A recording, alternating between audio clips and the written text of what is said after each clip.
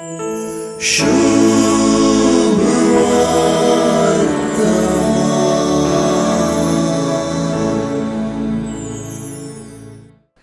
ते देवान दिले आनी केले ते मोगान दिले आनी केले. मोगाळ बापाचो मोगाळ पुती मोगा उपादेश दिता. सुवार्थेंत आपल्या शिसांक ताणें आपल्या मोगांत रावोंक आपयलें. ताच्या मोगांत रावचें आनी एकामेकाचो मोग करचें शिसपणाचें लक्षण जालें.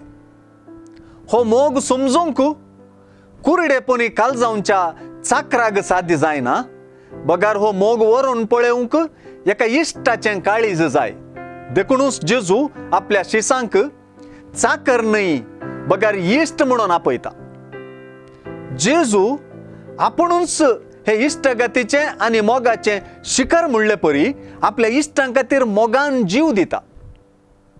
ह्या मोगाचे उगम देवूस. कित्याक जेजूस आपल्या शिसांक विंचता, मिचावान धाडता आनी फळ जोडिशें बाळता तसलें फळ दिशें नमयारता.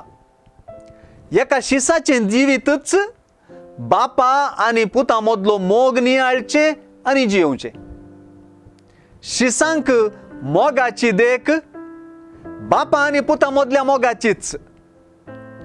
जेजून दिल्लो मोगाचो उपादेश ताणें आमचो केल्ले परीच मोग करूंक उलो.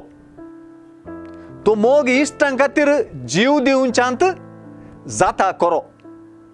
ह्या जीव दिवपी मोगांत संपूर्णताय आसा आनी जेजून ही संतोषान भरची उतरां आमचे लागीं उलोवच्यांत संपूर्ण संतोष आटापला. सारकें पळयल्यार आयची सुवार्ता एक मोगा शिंकळ.